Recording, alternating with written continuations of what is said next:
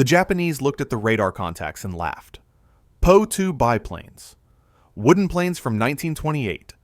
Canvas wings. Maximum speed, barely 150 kilometers per hour. They called it bait, a distraction. Something so primitive it wasn't worth the ammunition to shoot down. The commanders ordered their fighters to ignore them. Save fuel. Save bullets. Focus on real threats. By dawn, 2 of their airfields were smoking ruins. Over 40 aircraft destroyed on the ground. Fuel depots burning. Ammunition stores exploding.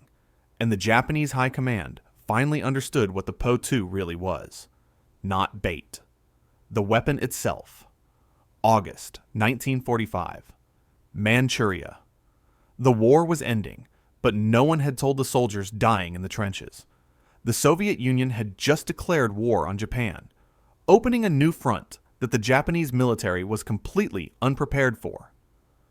For years, Japan had focused all its attention on the Americans in the Pacific, on the Chinese resistance, on holding the crumbling empire together.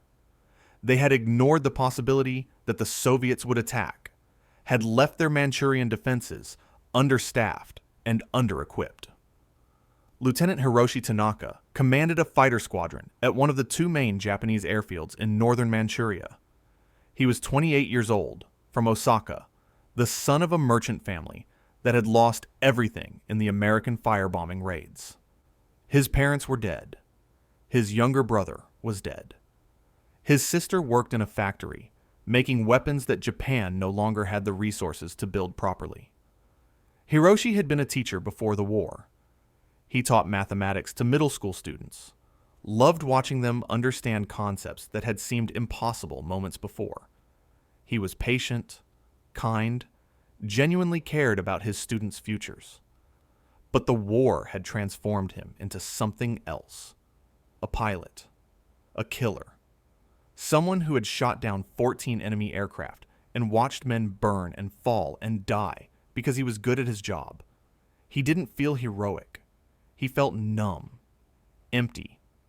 Like part of him had died with each enemy pilot he killed, with each friend he lost, with each letter he received, telling him another person he loved was gone.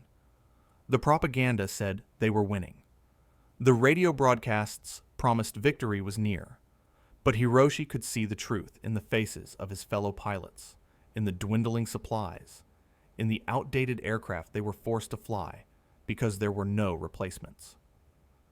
On the night of August 12th, Hiroshi was in the operations room when the radar operator called out contacts approaching from the north. Small contacts, slow-moving. The operator's voice was uncertain, almost apologetic for bothering them with something so insignificant. The base commander, Colonel Yamada, a career officer who still believed Japan could somehow turn the tide of the war through sheer will and sacrifice, came to look at the radar screen. He studied it for a moment, then laughed. A harsh, bitter sound that held no humor. Po-2 biplanes.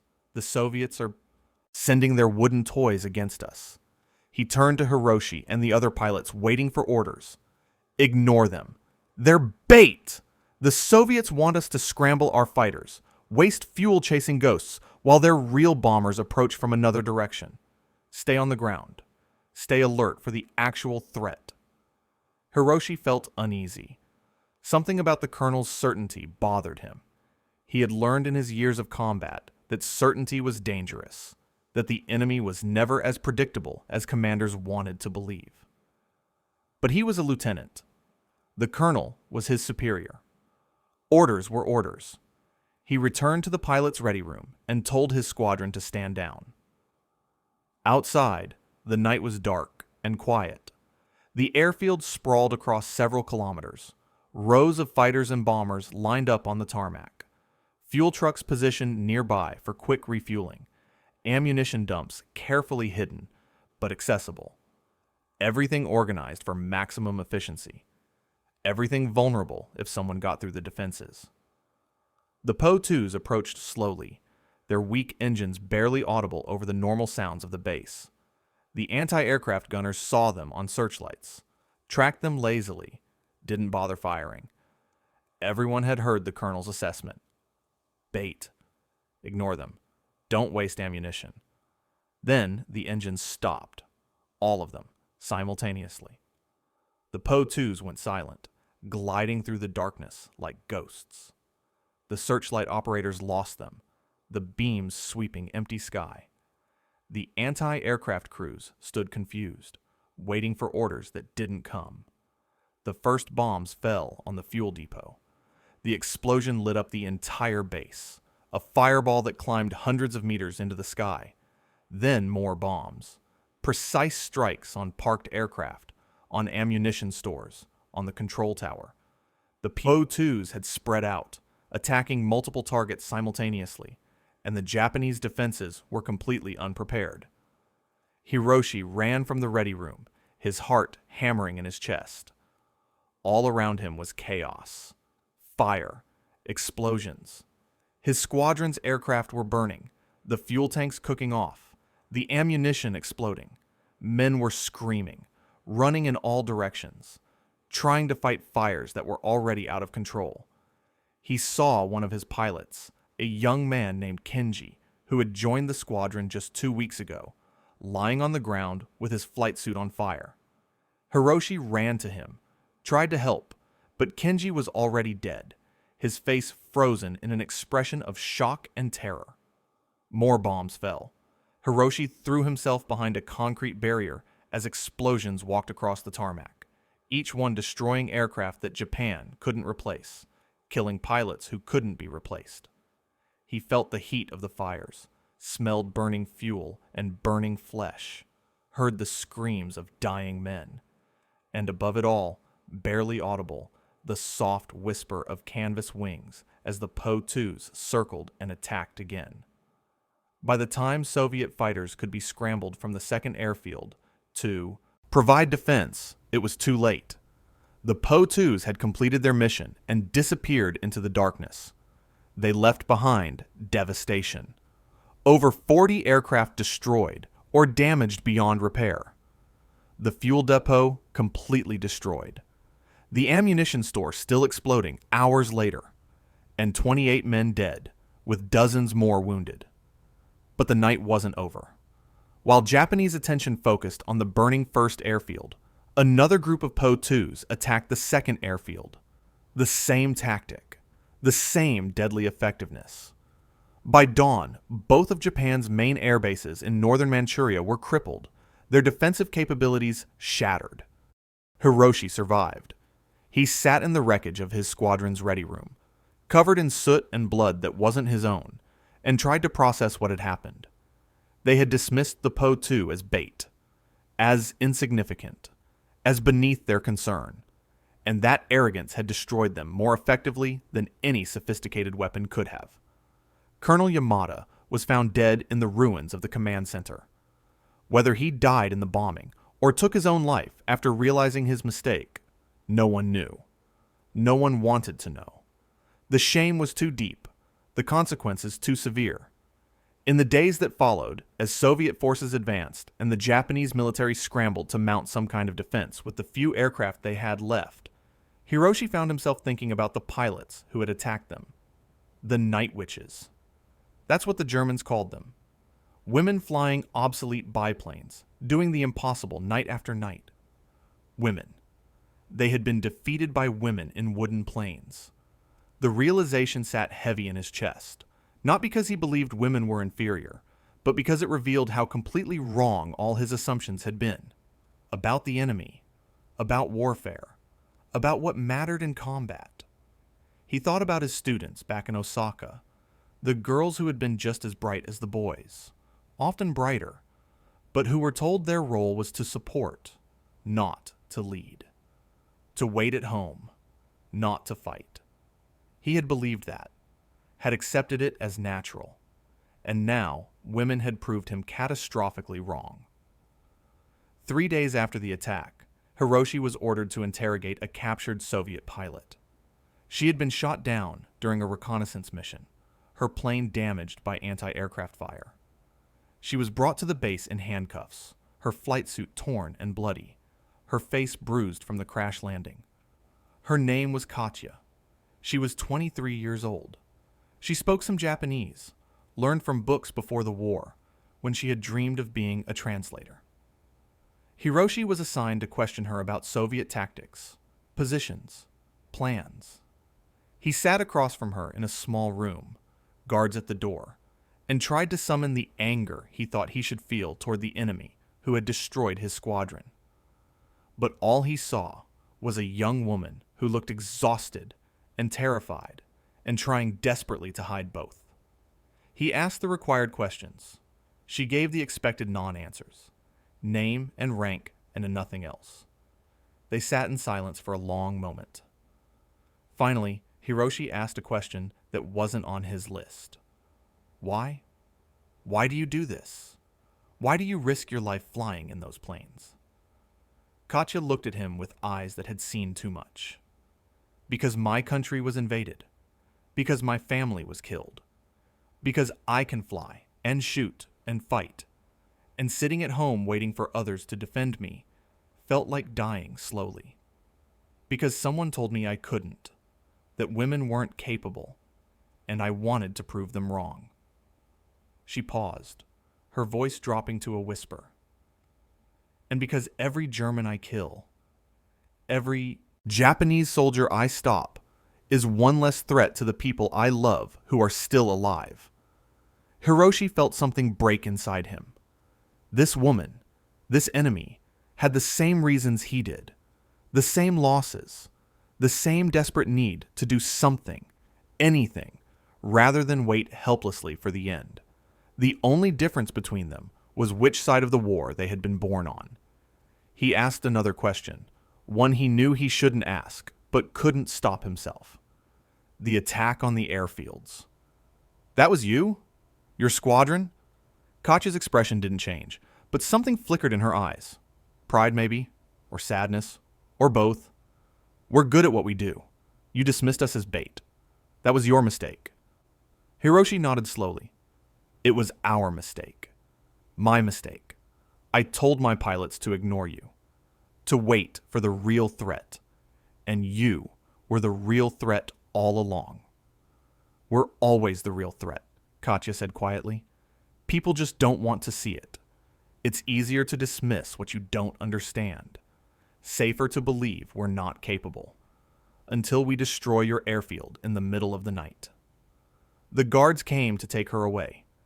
She would be transferred to a prisoner of war camp, would likely spend the rest of the war in captivity.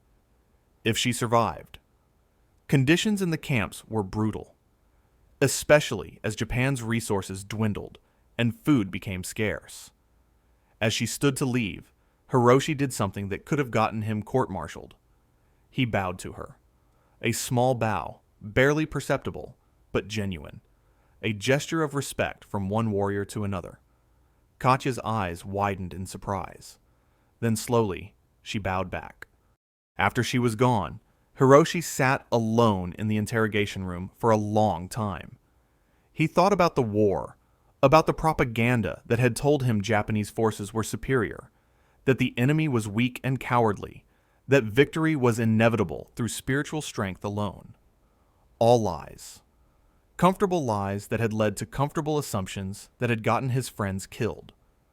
He thought about his sister working in the weapons factory, about his students back in Osaka, if any of them were still alive after the firebombings, about all the potential that had been wasted, all the lives that had been thrown away, because men in power couldn't imagine that the world might be different than they wanted it to be.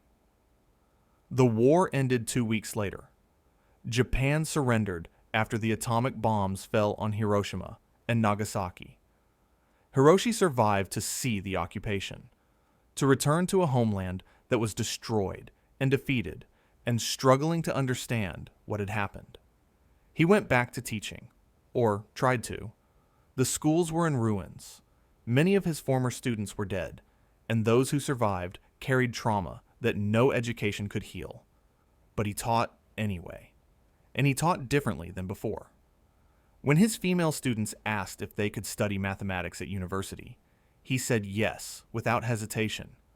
When they asked if they could become engineers, scientists, pilots, he encouraged them.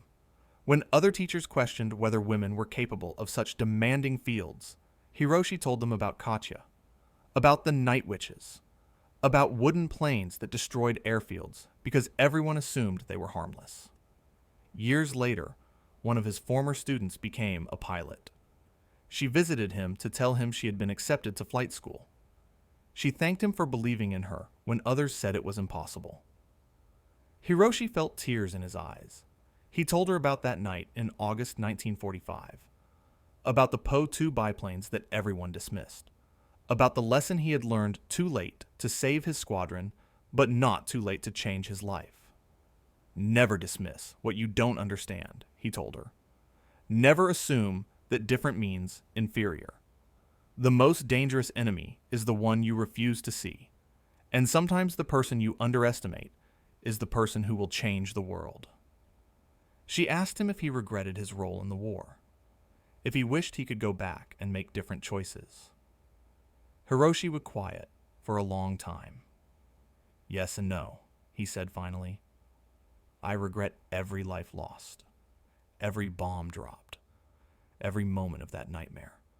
But I don't regret what I learned about myself, about people, about the lies we tell ourselves to make the world simpler than it is.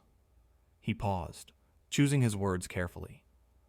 The Po-2 wasn't bait. It was a mirror. It showed us what we wanted to see, and we saw harmless old planes flown by women who couldn't possibly be threats. And that reflection of our own prejudices destroyed us more effectively than any weapon could have. The Japanese called it bait until 2 airfields burned. Then they called it a lesson, a painful, expensive lesson about the cost of underestimating people, about what happens when arrogance replaces respect, about how the most sophisticated defense system in the world is useless if you're looking for the wrong threat. The night witches flew through the darkness and left destruction in their wake. But they also left something else, a question that haunted Hiroshi for the rest of his life. How many other threats did we dismiss? How many other people did we underestimate? How many other possibilities did we refuse to see because they didn't fit what we expected? Sometimes the bait is real. Sometimes the trap is believing there is a trap. Sometimes the greatest weapon is being underestimated. And sometimes the most important battle is the one you fight against your own assumptions. The Japanese dismissed the Po-2 as bait. By dawn, they understood their mistake. But by then, it was too late. The planes were gone. The airfields were burning. And the only thing left was the lesson written in fire and wreckage across the Manchurian sky. Never dismiss what you don't understand, because what you dismiss today might destroy you tomorrow. And arrogance, in the end, is the most dangerous weapon of all. It kills not through force, but through blindness. Not through strength, but through the comfortable lie that you already know everything you need to know. The Po-2 wasn't bait. It was truth in the shape of an old biplane. And truth, when you refuse to see it, burns everything down.